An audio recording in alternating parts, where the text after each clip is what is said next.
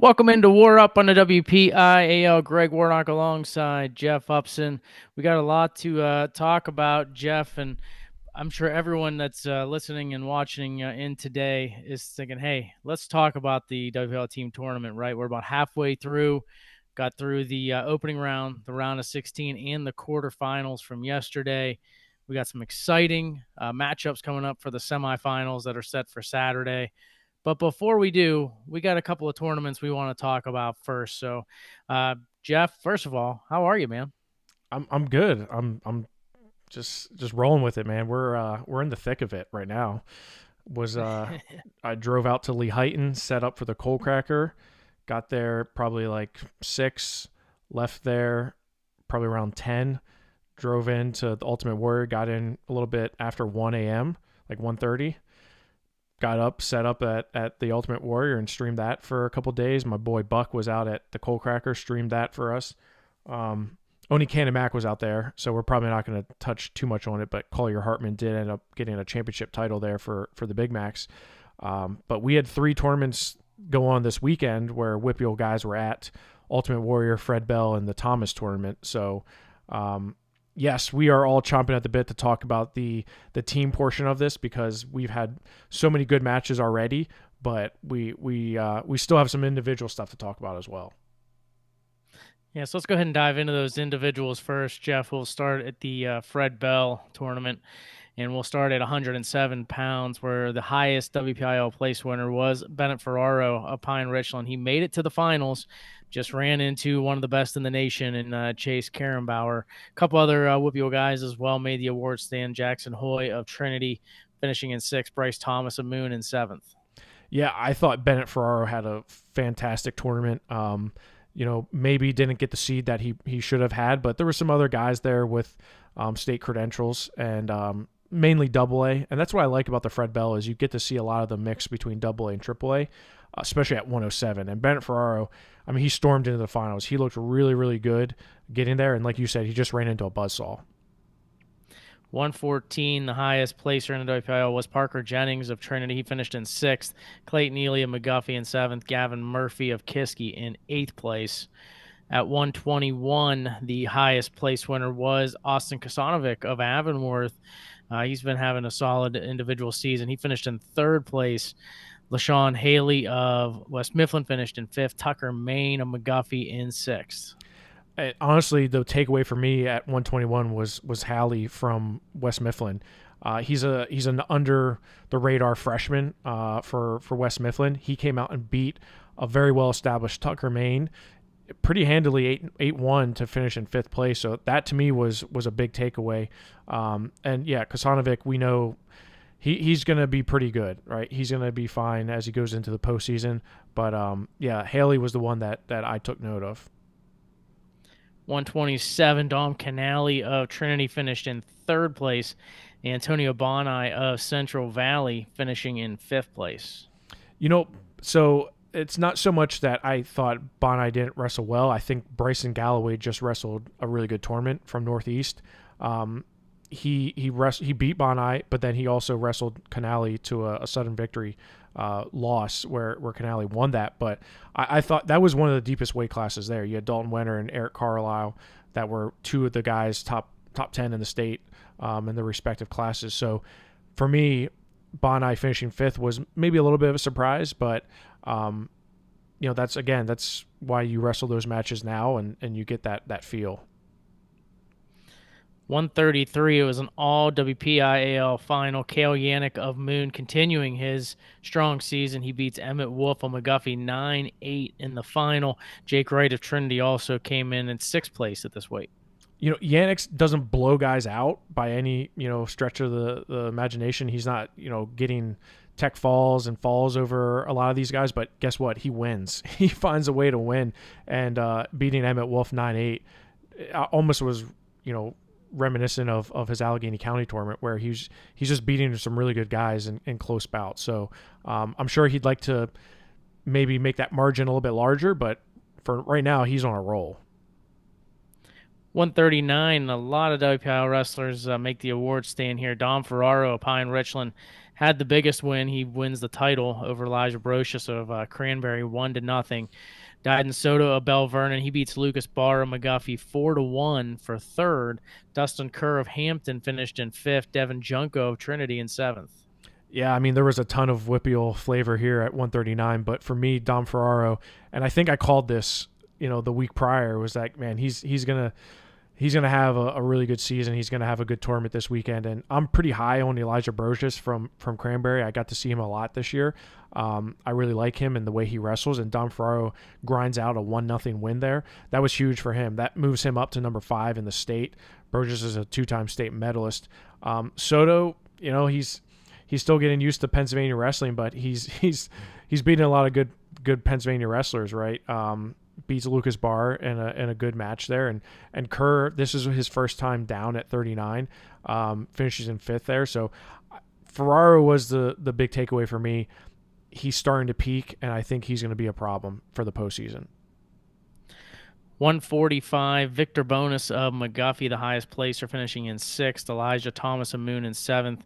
Colby Hibner of Bell Vernon in eighth. 152, Cole Doppelauer of Bell Vernon. He finished in second place, losing in the finals to Cody Hamilton of Grove City. Braxton Carr of Laurel finished in sixth. Garrett Newman of McGuffey in seventh.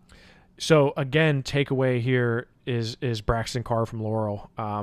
Laurel's got a really good team. They've got some good. If they had a little bit more balance, I think we'd be talking about them more in the team race. But Braxton Carr was a really impressive performance. He's able to get a win over Garrett Newman. And Cole Doppelauer just ran into a really good wrestler in Cody Hamilton. I'm sure he wouldn't have liked that to be a tech, but Cody Hamilton's a Division I recruit for a reason. 160, Cooper Dietz of West Mifflin with the title, 5-0 over Hudson Spires of General McLean in the final. Liam Costa of Moon, he finished in third place. Travis Shearer of Kiski in fifth, and Bear Bruckner of Trinity in seventh. So remember how I was saying how good Cody Hamilton was at 52? He bumped up to 160 at the Countersport Duels and wrestled Cooper Dietz, and Cooper Dietz beat him.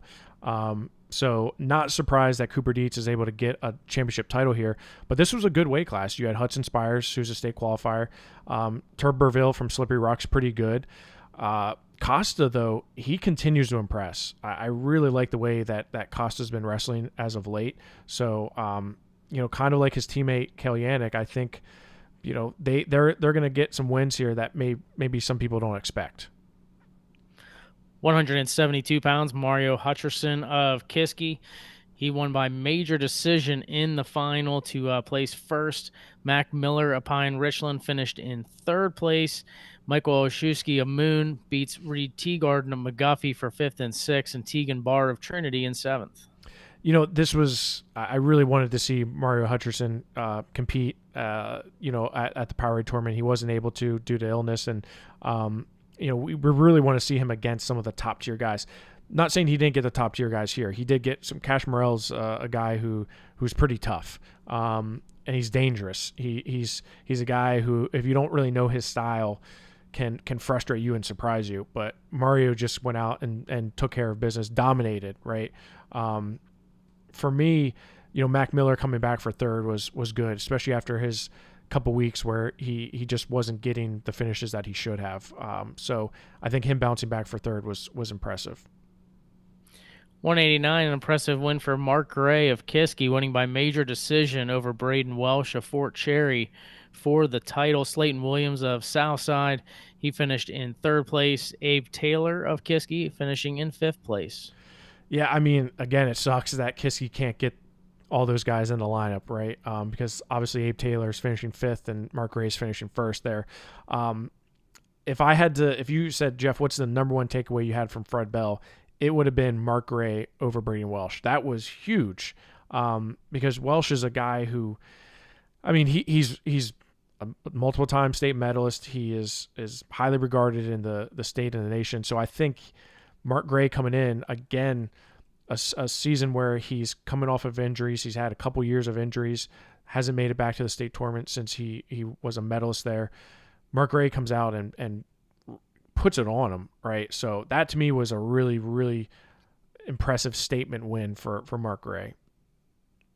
215, Elijah Brown of Bell Vernon. Cooper Roskowski of Kiski wrestle again. Brown beats him 4-0 in the final. Colton Carlson of Laurel finished in fourth place. Luke Geltz of Kiski finishing in fifth place. And Khalil Razapur of Moon finished in eighth. So this was the exact same score as the first time when they wrestled at the Westmoreland County tournament.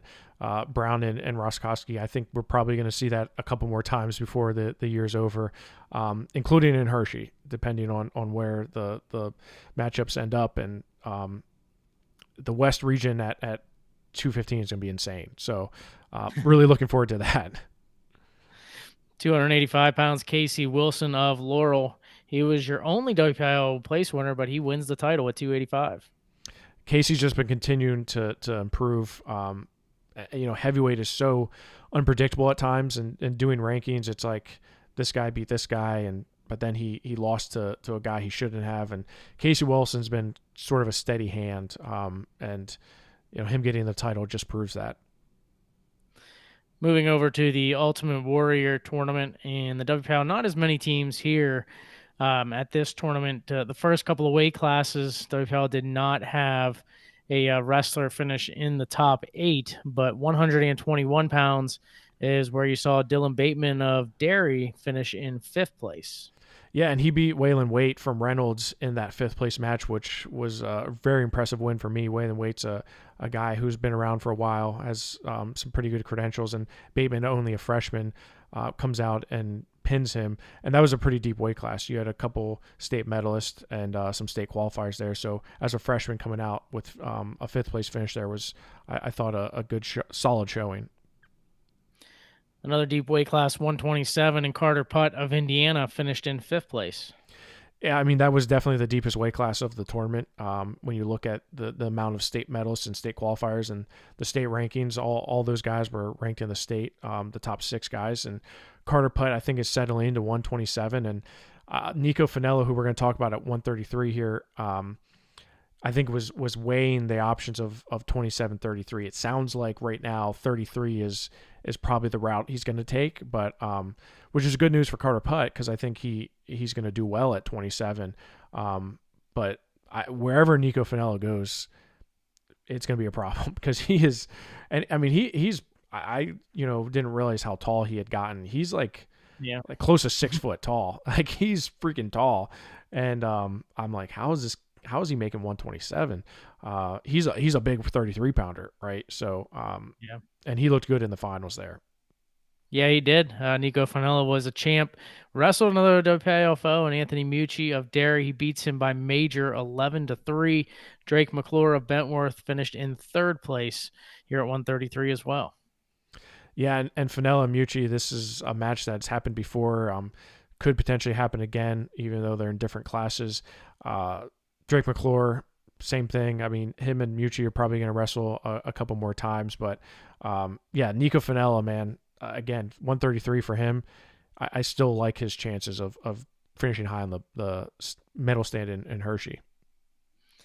139 at WPIAL did not have a wrestler in the top 8. 145, it was Jeremiah Guess of Derry finishing in fifth place. AJ McGarity of Peters Township in seventh, and he defeated Max Formani of Armstrong in that 7th and 8th place match.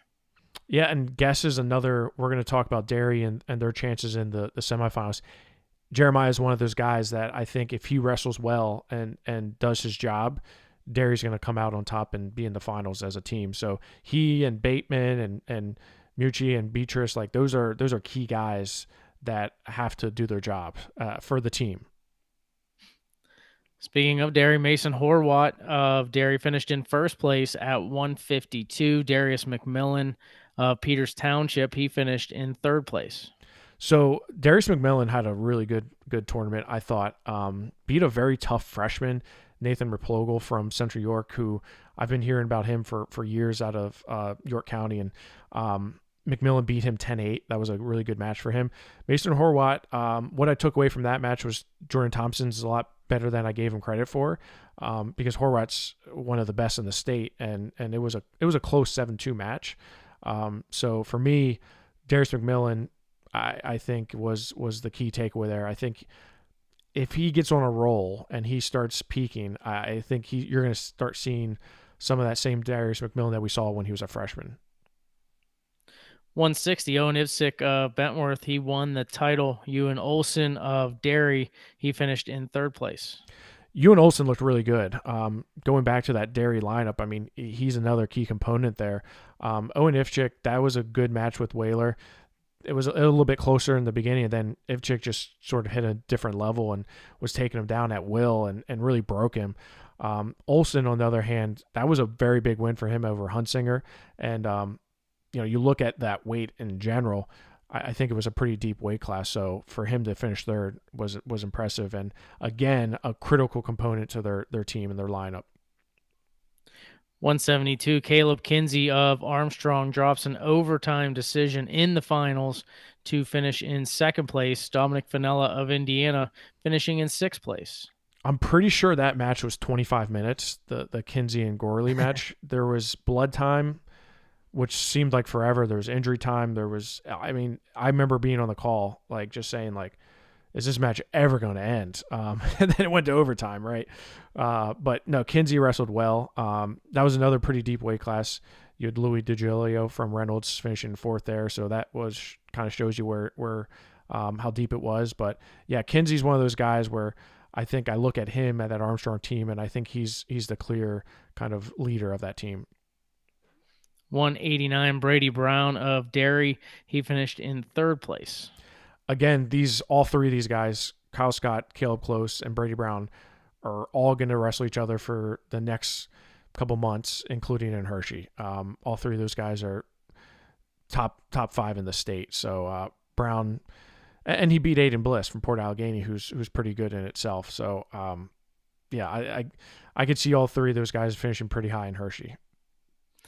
215, and WPIAL did not have anyone in the top 8, but at 285, they did. Philip Rierick of Armstrong, he finished in fourth place, and it was also Alex Rosilko of Bentworth. He finished in seventh, defeating Zach Stromock of Peters Township. Yeah, and if Rierick can get some lungs, man, he was it the semifinal? Yeah, it was the semifinals against Jonah McCoy. He just died, man. He was just done. In fact, he took his third injury time, and they called the match.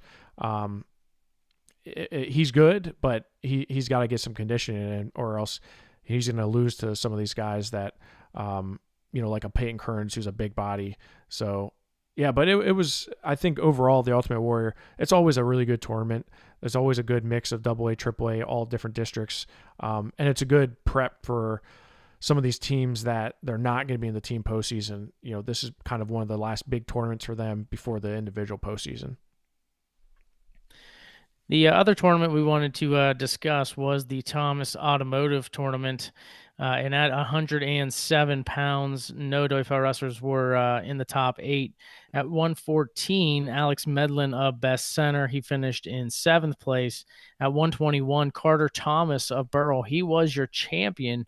Noah Collins of West Green, he finished in 3rd place. Yeah, I mean, for Carter Thomas, I think we're going to talk a lot about the Burrell guys because it was mainly a Burrell contingent here at the Thomas tournament. But, again, if he's peaking and he's wrestling well, I think that team overall is going to be in the driver's seat. Him, Bertucci, obviously we know how good Cam Baker is, but I think a guy like him and Bertucci they kind of steer that ship a little bit. Yeah, speaking of Cam Baker, he finished in 2nd place at 127, dropped a 6-4 decision to Dom Deputy of Chestnut Ridge. Yeah, I mean, Dom's obviously one of the best in the nation, so there's no shame in that. And I think Baker is probably settling into 127 a little bit. But, getting that chance to get your hands on Dom Deputy at 127, I think is a good feeler for him, especially as he goes into the postseason. 133, Mason Wright of Best Center was your champion. Jake Stewart of Burrell finished in 7th place. I mean, it was the first time we didn't have Mason Wright wrestling another one of his Whippeal foes, right? So Mason Wright gets the job done there at 133. And I thought, when you look at the 139, Julian Bertucci, that was a good win for him over Materia from Greenville. Again, Bertucci, Thomas, like those guys, they're critical components to that Burrell team, and we're going to see that here this weekend. Yeah, Bertucci was the champ at 139. 145, Caden Crawford of Burrow. He finished in 8th place. 152, Jonah Early of Fraser. He was your champion. Calio Zanella of Burrow finished in 6th place.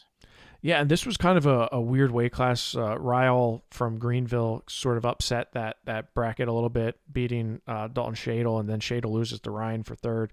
But Erdley's the steady hand here. I really like the way he's wrestling right now. Him and Ryan Seleshi and Jackson Angelo, all three of those guys back to back. That's quite of a punch, those three. Yes, Alashi was your champion at 160 pounds.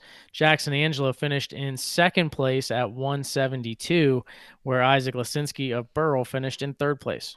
Yeah, and Lasinski's been wrestling really well too. I've been impressed with how he's been competing this season.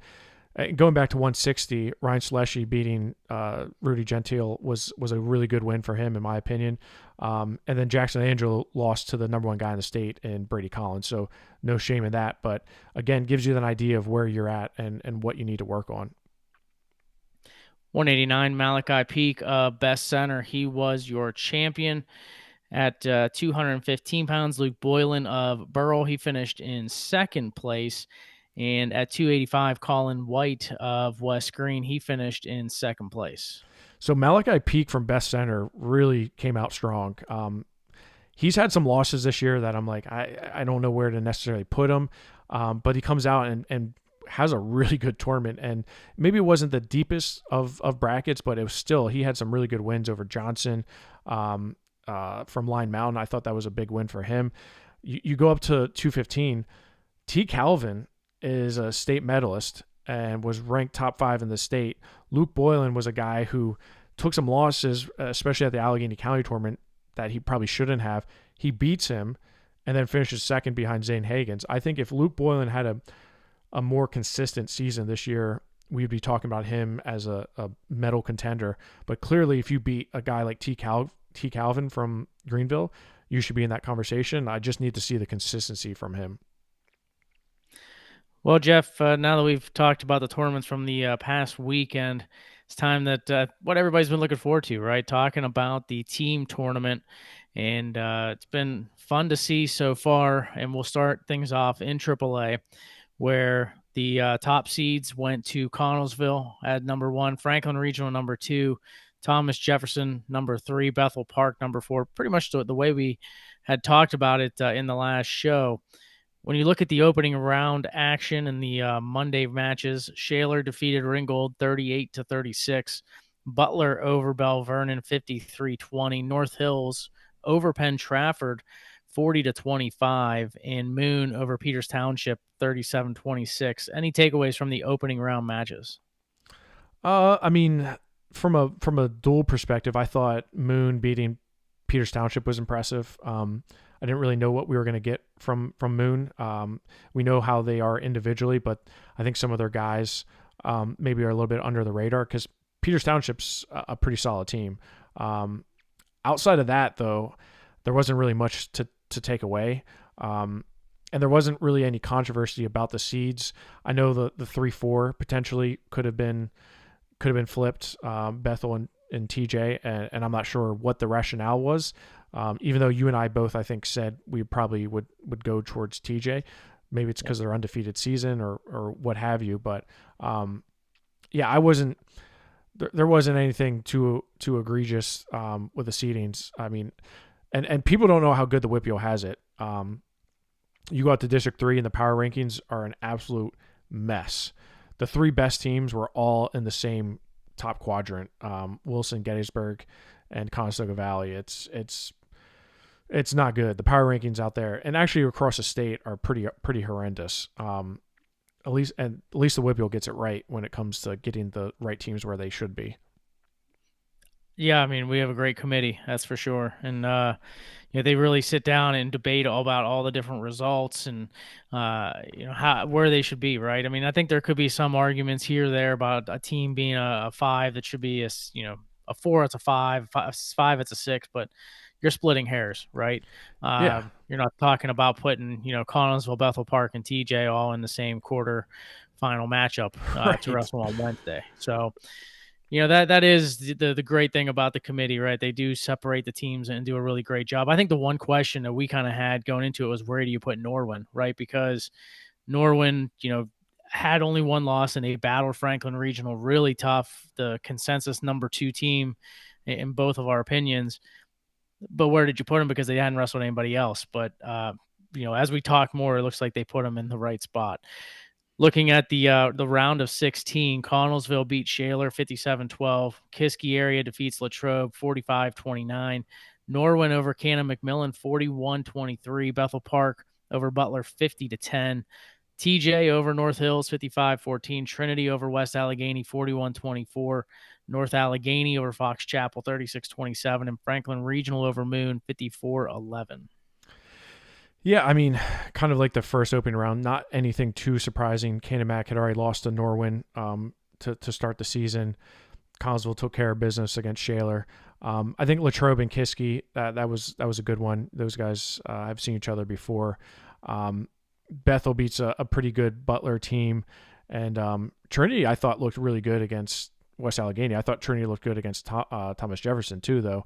And then North Allegheny Fox Chapel, I thought that was kind of a toss-up match, depending on matchups, and it ends up being NA that gets the win there by, I think, 10 points. So, yeah, it wasn't anything too exciting per se. There were some individual matches that, and we were talking about this before the show. It's like, it's so hard because you don't really get to see some of your best guys going at it, right? Because you're bumping away and you're trying to maximize your bonus points.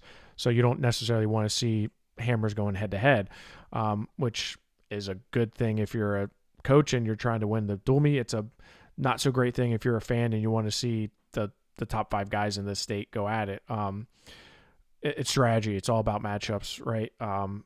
And for me, that first round, everything kind of went as chalk.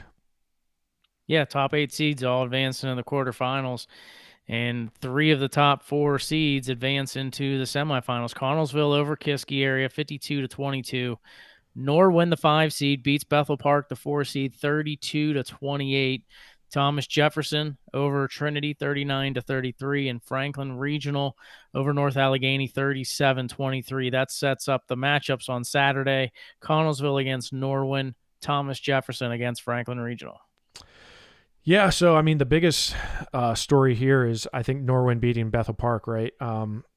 Both those teams, I had Bethel ranked ahead of Norwin for the year, most of the year, and that one came down to a few matches. When I had it on paper, I had Michael Gibson at 285 getting 6. He ended up getting 4. Klippa was the hero of that dual meet, right? He ends up getting a tech fall over Columbine from Bethel, who was kind of the question mark, right? We saw him at the Allegheny County Tournament. He lost to Cordova from TJ, and I'm thinking, okay, if Bethel and TJ meet up, like that swings the dual meet, in my opinion. Klippa comes out and gets a tech fall that seals it, right? Bethel doesn't have a 107, which they haven't had all season, so it's not terribly surprising to see that. The toss-up match for me was 27, and I didn't know whether, because Norman could have went another way. They could have put Sidon up at 27 and Golubon probably down at 121, depending on what he weighed in at. Golubon beating Colton Fisher was critical at 27. That was a 7-2 win for him. That I had as a toss-up. I thought Stout pinning Klingensmith was huge at 39. I think Higgins getting bonus points over Mamie at 145 was also big. White and Crawford, that was a toss-up. I thought I gave Jack White the edge for sure, but I don't. That one was I thought a toss-up there. Things just didn't. I mean, Goals did what he had to do. He got a pin. Walsh got the job done. He got a decision win. I mean, for a guy who is basically only wrestling duels, like that was big for them. Again, I had Gibson getting 6 there at 285, and I thought Fisher would beat Gillibon. So that's kind of where I was wrong on that. But overall, man, Norwin came to wrestle, right? I'm very curious to see them against Connellsville.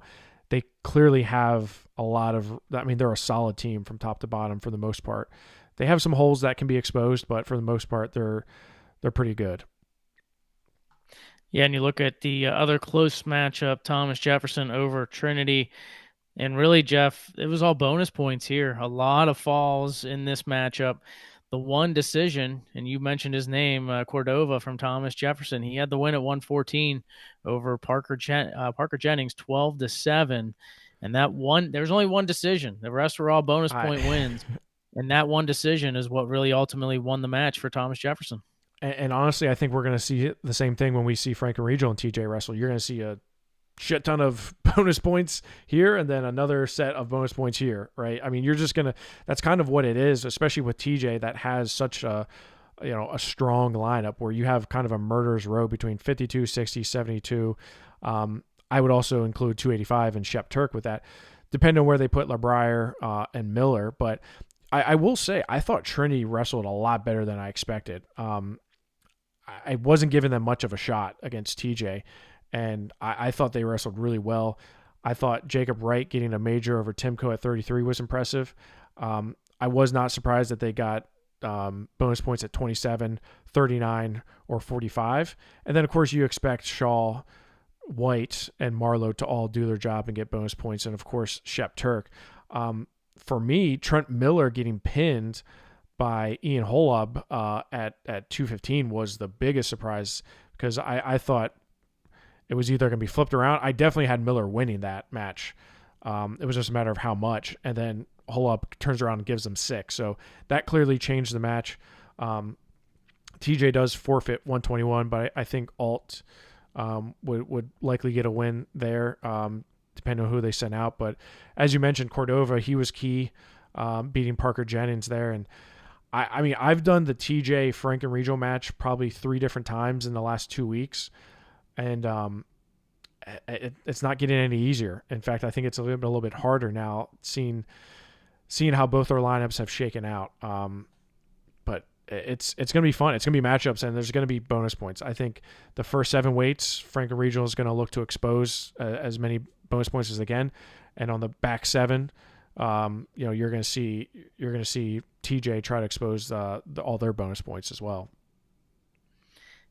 So now that you got to the semifinals, Jeff, I know you talked about it's tight, especially with Franklin Regional, Thomas Jefferson. Who do you got in the final? Well, let's pump the brakes on predictions. We still got other quarterfinals to talk about. Greg, what are you doing?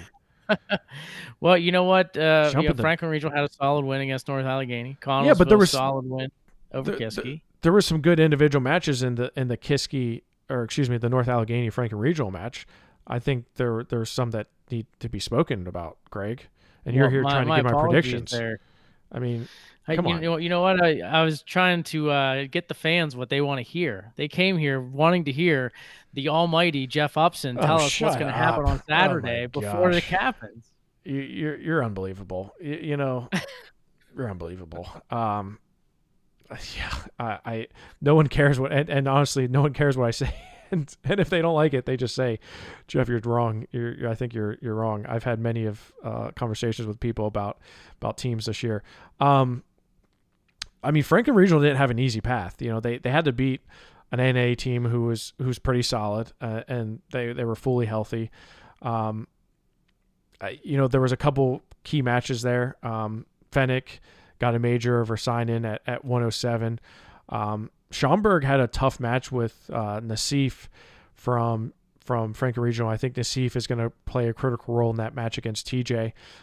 Chase Smith beat a very good Gus Stediford 11-7. That to me was more of a toss-up match, right? The one thing that I not say it worries me, but there's one thing that's in the back of my mind is Franklin Regional's young. They're going to be relying on a lot of young guys to come through and get some big wins. I think Henry Patz is such a critical component, whether he's at 89 or 215. You're probably going to want to get him away from LeBrier against TJ. So and they have some flexibility, but for the most part, they wrestle. There's not really a secret. I think TJ and Frank and Regional are going to wrestle basically straight up. I don't see a whole lot of shuffling and moving. Maybe a little bit in the upper weights because TJ has some flexibility with LeBrier and Miller. Either one can go at 89 and bump up. But so does Frank and Regional. They have Montgomery at 89 that they can put in, or Pats to go to 215. So it's a chess match for sure. But you look at some of the common opponents, and they both wrestled Trinity, right? So there's that common opponent, and even though it was a long time ago, I really like this matchup. I think it's going to be a really, really good, and I can't wait to see where it starts, because I think that starting weight is so critical for that match. Yeah, I love that you mentioned a couple of things here about this and then went right back to previewing that semifinal match. You were asking for a prediction, not a preview. You were like, okay, Jeff, what do you think? Who's going to win it? Like, come on, like, take me out to dinner first. Well, why don't we first start at the top, Jeff? Connellsville and Kiski, because you didn't talk about that one. I want to make sure you get to talk about all four of them. So why don't you have at it, Connellsville and Kiski, 52-22. I mean, I want to be careful how I say it, because I don't want Chris Heater to come knock on my door and punch me in the face. Yeah, I mean, so and I will say this, Greg, Kiski outperformed what I expected them to do, and I feel like they do that every year. So I should probably just start saying that they're going to be a lot better than what they were. But they did outperform a lot better, even without getting all their guys in the lineup. Although in this iteration, Mark Gray does not wrestle, Abe Taylor wrestles, but their murderers row of 72 through 215 all did their job. Roskowski bumps to 215 and gets a major against Chris Cook. The question mark, or I would say the chink in the armor for Connellsville, because we know how good they are, and also we should mention Tommy Gretz did not wrestle, but Connellsville gets a forfeit at 107.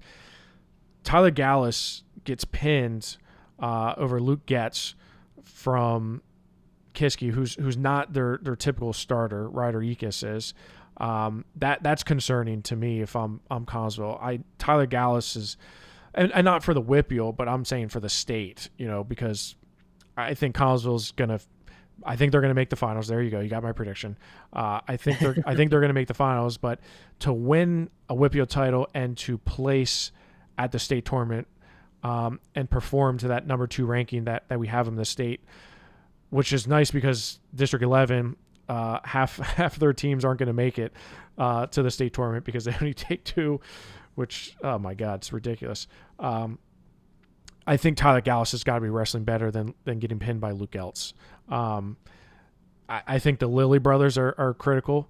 Luke at 27, who had a good win over John DeLuca at 27, and Jake got a pin over Jackson Pollock, who's not bad.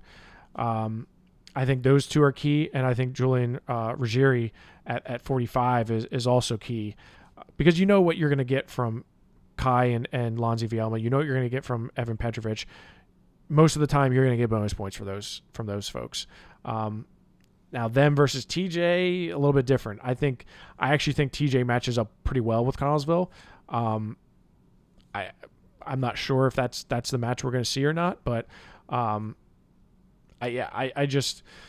think Kiski is better than what I said they would be, and I think Connellsville, while they are healthy, getting Chris Cook back, I think Tyler Gallus is probably got to wrestle a little bit better than what he is.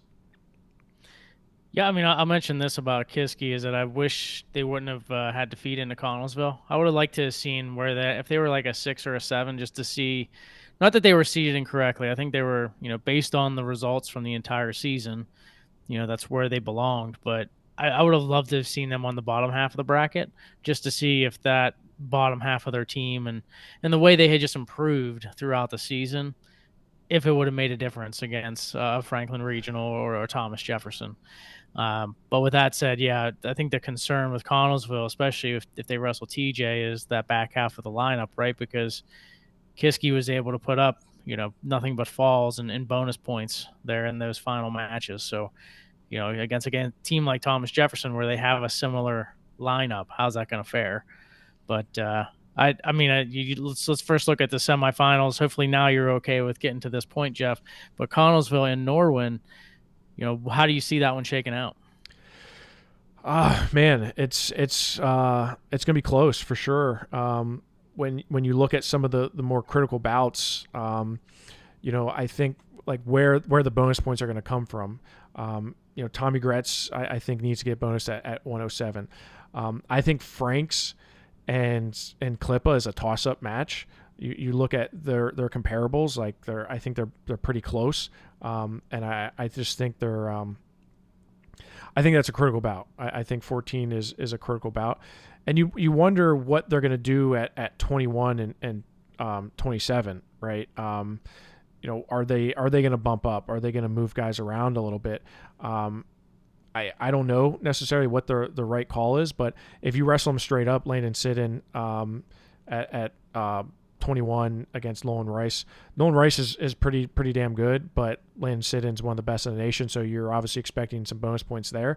Gulabon is again, like we talked about him against Bethel Park, like that's a critical match. Him versus Luke Lilly is, maybe I favor Luke Lilly a little bit in that one, but two freshmen going at it, like I'm sure these guys have hit in the Southwest Regional Junior High tournament or somewhere along the line, but that to me is a pretty critical bout. I think if Norwin can limit the bonus points, if they can win 14, get bonus points at 21, win 27, I think they're in they can make it a lot more interesting. Klingensmith, if he can manage the damage to Kai Vielma, if he goes 39, I think obviously helps them. But I think Julian Ruggieri versus Mamie, I would favor Ruggieri, but again, I wouldn't be shocked if Norman was able to get a win there. And then for Connellsville, they got to get bonus points. They have got to get bonus points. There's no question about it. 52 and 60. That's out of the question to not get bonus points there. They have to get them there. 72 is a straight up toss up depending on where they put guys at, because neither one is very strong at 72. So I'd say 72 is probably a critical bout as well. And then what Tyler Gallus is going to show up, because we saw Sebastian Somerville limit the damage against Michael Gibson. I mean, he could steal a match there against Tyler Gallus. I don't know. So it's going to be a lot closer than what people expect. Let me put it that way. At the end of the day, though, I think Connellsville just going to be a little bit too strong for Norwin. They have a number of hammers that are going to be able to get some big points for them. And although Norwin is solid throughout, I think Connellsville takes the top spot and being able to get to the finals. And I know you mentioned that was your pick as well. Other side, Jeff, I know you said you've done it a few times, TJ and Franklin Regional. Which one gets to the final? Right now, at this time, whatever, Thursday, January 30th at 2100 hours, I have it Franklin Regional. But man, like I've been going back and forth with matchups with this one. I think Franklin Regional, and it's a war of bonus points. I think Franklin Regional is going to win the first 7 weights, but I don't feel super confident in that. There are some matches in there that I think are more toss-up matches. You look at 114, for example, Robert Cordova. He's going to have a very good match with Tyus Colangelo. I think that's a critical bout. Zach Rehack and Bu Fennick. That to me on paper, Fennick should win that. But Zach Rehack has been battle tested for sure. I mean, wrestled in Midwinter Mayhem, wrestled at Powerade, wrestled at Allegheny County Tournament. Like he's had his fair share of tests this season. Fennick is a freshman, right? So again, you always, is that pressure going to get to a young kid? Like you just don't know, right? Rehack has been around the block a little bit. I thought he wrestled really well at the Midwinter Mayhem. He beat Cam Smith from Trinity by 10-2, who's a pretty solid freshman.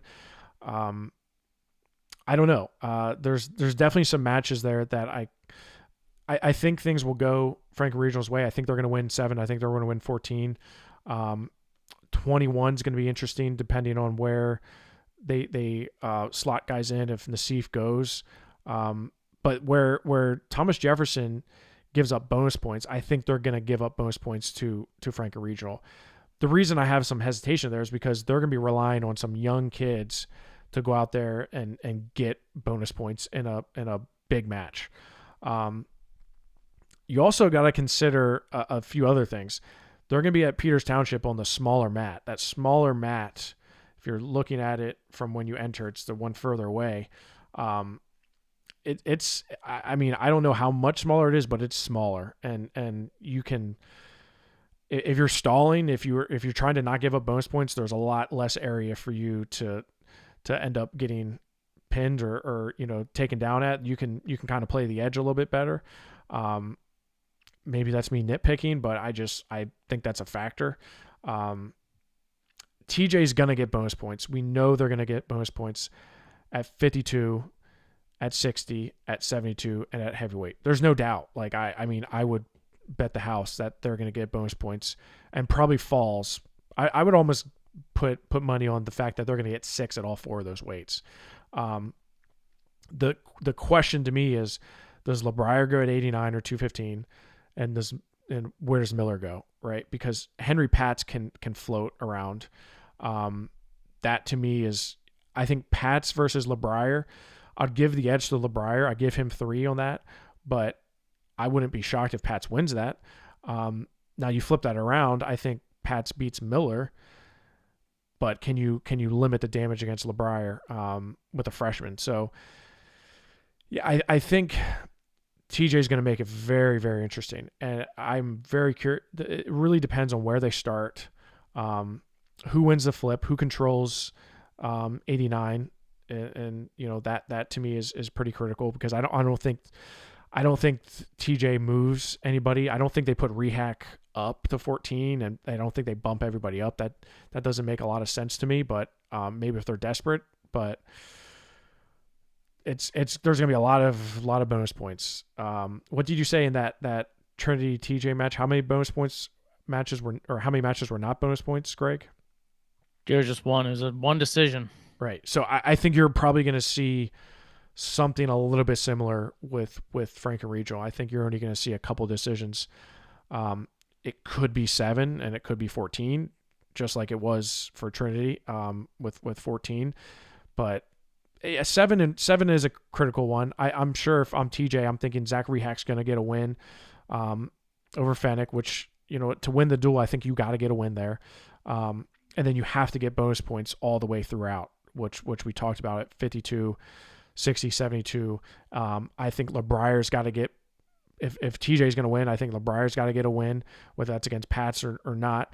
And then I think Trent Miller's got to get a win. I think you got to get wins there on that back half in order to put yourself in a position to win. See, I'm actually leaning right now, Jeff, with TJ. But I think Franklin Regional may end up winning more of the matches. They could win 7-6 on the matches. My concern with Franklin Regional is they'll get bonus, but will they get 6? They'll get majors. Yeah, true. I could see him maybe getting a tech from some of these younger guys. But because Maddox Shaw is going to get 6 points. Yeah. Bodie Marlowe is going to get 6 points. So they're going to get 6 points. Correct. They're going to get 6.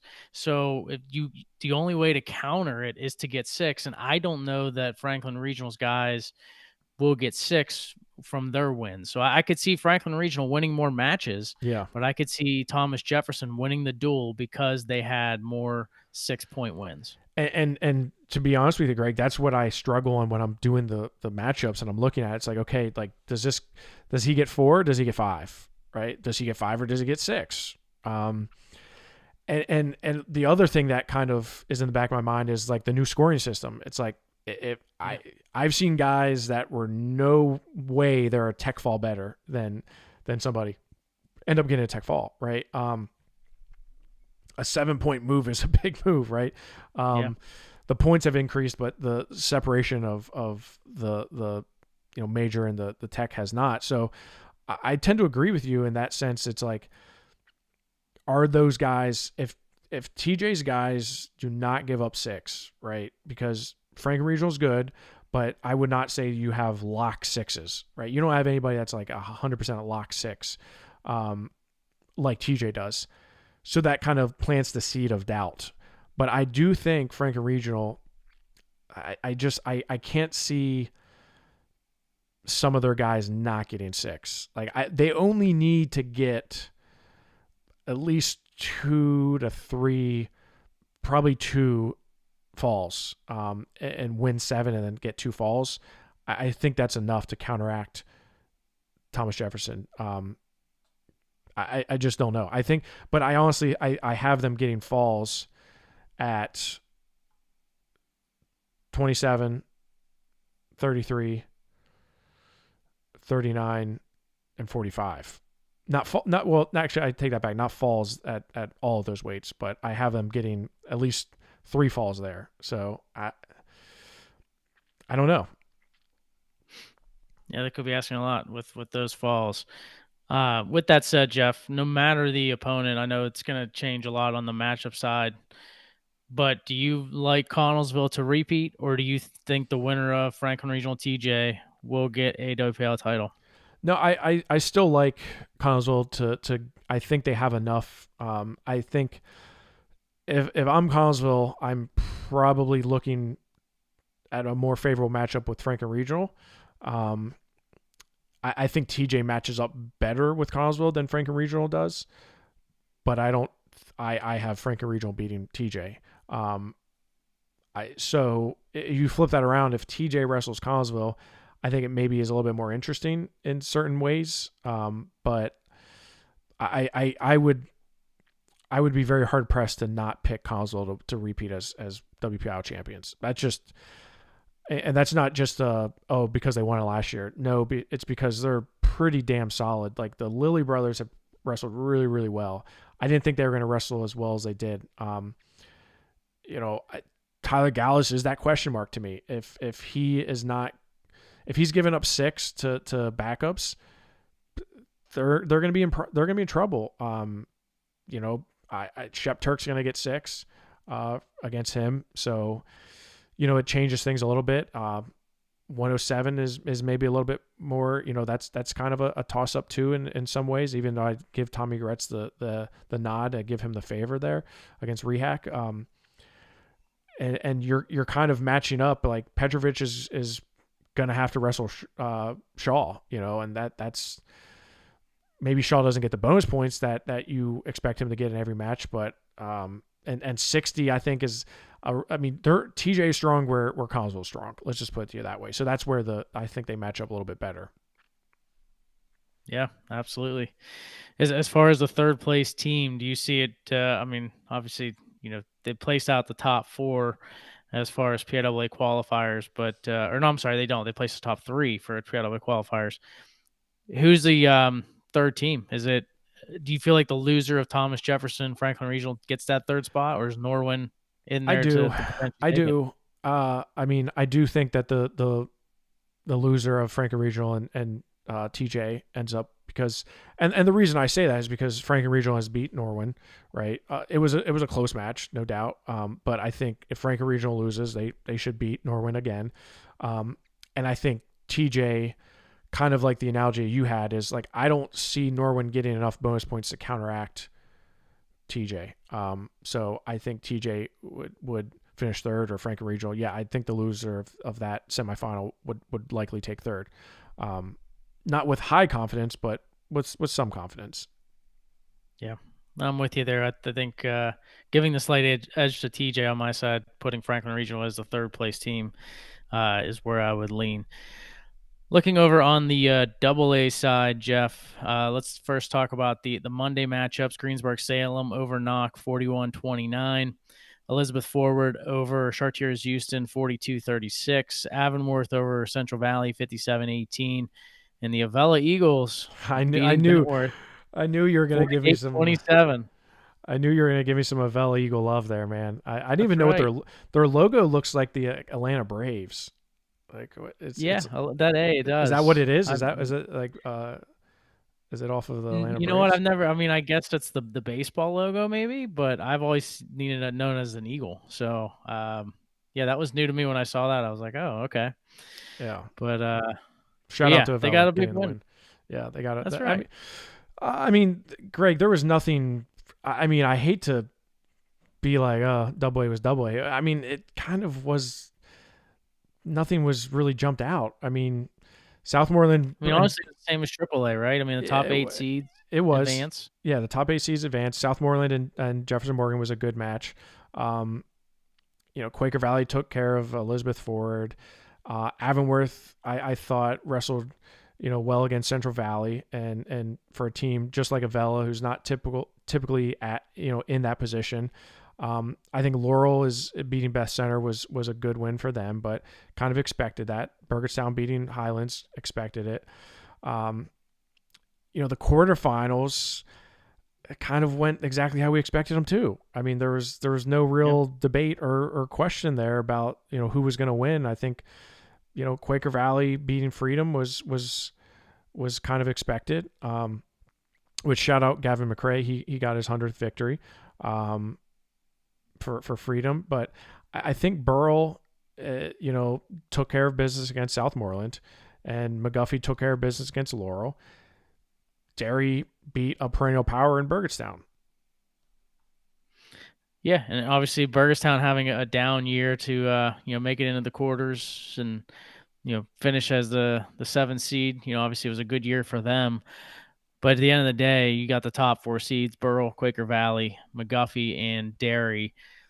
I guess when you look at these semifinals, Jeff, one, is anybody going to stop Burrell? And two, I think we could both agree Burrell is a heavy favorite against Quaker Valley on Saturday. But McGuffey Derry could be interesting. Yeah, and I would we'll start at the top. So Burrell, no, I think they are a heavy favorite against Quaker Valley. I think Burrell's into the finals. Not taking away from what Coach Heinel does at Quaker Valley. I think they have a good team with some good individuals. I just think Burrell's Burrell. They're solid. They have a lot of depth. They're pretty good from top to bottom. So yeah, I don't see Burrow having any issues getting into that final spot. McGuffey and Derry, yes, I think there could be some really exciting matchups, and each team has a little bit of flexibility. I wouldn't say a ton of flexibility, but each team definitely does have some flexibility to kind of move around some chess pieces. But to be honest, when I'm looking at the most recent results, I'm looking at the Fred Bell, I'm looking at the Ultimate Warrior, and to be honest with you, I think some of the Derry wrestlers just outperformed some of their weights. Bateman being one of them. I think Olson is another one. Mucci is a guy who we've been high on for a long time, whereas a guy like Tucker Main took a loss that I was surprised he took.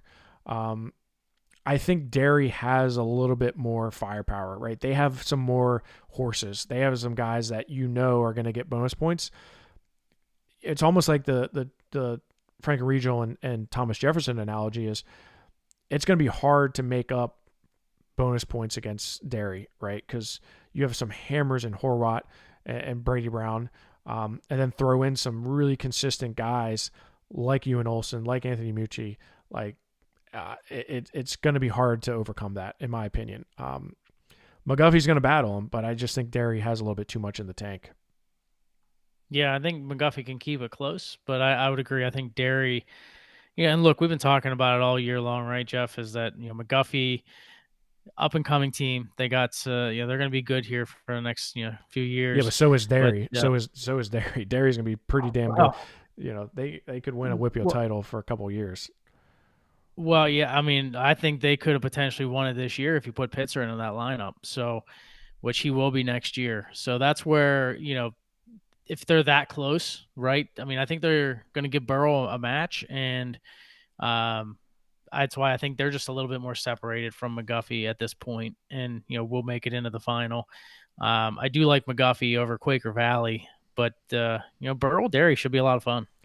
Yeah, I mean, and I don't want to put the cart before the horse here because they both have to do their jobs, but should that happen, I mean, Derry and Burl is probably going to be a lot closer than what we think. Um, I still lean towards Burl. I mean, there's something in the water up there, and there's something, in that room that they just, this is when they win. Like they're like the Lakers or the Celtics of the the 70s, and like they're just they thrive in that venue and that type of environment. I just think that it's Burrow's for the taking, right, until someone can dethrone them. But Derry is definitely going to be in that match. If it happens, I would say there's a very good chance Derry could win that match, that dual meet. I will admit I haven't done that one as much. There hasn't been as many iterations in trying to plug in matches, especially with some of the lineup changes that have occurred. And again, I don't see a ton of bumping either with either team. Yeah, and at the end of the day, I think Burl just they come in, they're at a different mindset, right?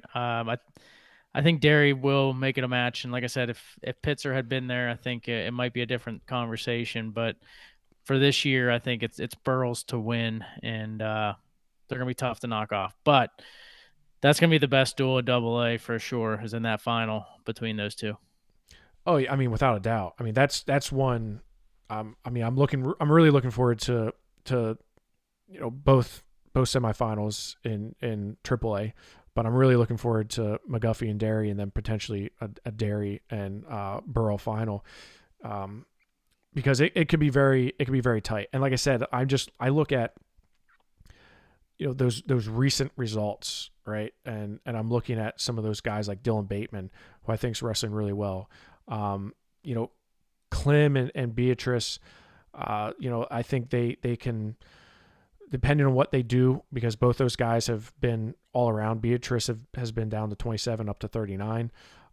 Jeremiah Geese, another one that I think is, if he can come up big, him and Victor Bonus may knock heads at against McGuffey. Horvat, you expect him to get some bonus points. You and Olson, same thing. At least against like a McGuffey team. But then Brady Brown too at 89, you can bump him up to 215. Neither is, especially when you look at McGuffey and Derry, neither are really strong up at heavyweight. So I think probably Derry is a little bit stronger there. But looking at Derry and Burl, I could see that match going 10 different ways, Greg. Like, there's just a lot of movement there. Derry just may not have just enough. They have a lot of hammers, but I don't know if they have quite enough to make it past that Burl bump. Well, Jeff, wrestling starts at Peters Township on Saturday at 10 a.m. for Burl, Quaker Valley, and McGuffey and Derry. And the first and third place matches will take place at 11:30. AAA will then come in at 1:30 for their semifinals: Connellsville, Norwin, Thomas Jefferson, and Franklin Regional. And the finals and third place match will be at 3 o'clock. So head down to Peters Township. Should be a lot of great wrestling, and get to see who our two champs are, Jeff, as far as the WPIAL goes, and get ready for the team state tournament coming up the following week. I was waiting for you to slip and say, and see who goes to Hershey. I didn't. I know you didn't. I'm surprised. I'm shocked. Because I still have, I still kind of slip up on that a lot. Going to Altoona, like that just doesn't have any ring to it. That just has no ring to it, and it has no like yeah, let's go to Altoona.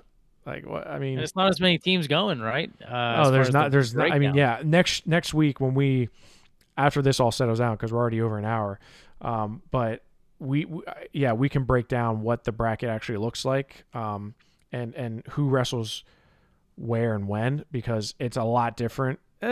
I wouldn't say okay. There's a big difference between the last couple years. I mean, not only venue changes, but now there's less teams making it to the actual state tournament, if you will. I don't love it. I do not love it. I can tell you that right now. I'm not. There's got to be a better way. I mean, I understand venue, but there's got to be a better way. These teams and wrestlers deserve a little bit better, in my opinion. Yeah, yeah. I mean, this is supposed to be the one of the best states in the nation No, for it high is, I school mean, it is wrestling, the right? best state in the nation, and we're not leading by example. We're not leading from the front with those types of decisions, and it's nothing against like Altoona, right? I mean, it's just not. And I'm not saying it needs to be the Giant Center in Hershey. Like that's not. I'm not saying that either because at the end of the day, it's a business. There's economics at work here, but at the same time, like, can we make this a little bit better? Yes, we can. Well, we'll talk about that next week. We appreciate everyone staying with us for a little over an hour here today. But we got a lot of wrestling action coming up this weekend. Stick with PA Power Wrestling here on Rockfin. The entire weekend, we'll not only have WPIAL updates, of course, but across the state as well, and get set for the team state tournament. And then right around the corner will be individuals. So lots still to come in this wrestling season, and we're excited to bring it to you here at home. For Jeff Upson, I'm Greg Warnock. Thanks for listening in and watching in to War Up on the WPIAL.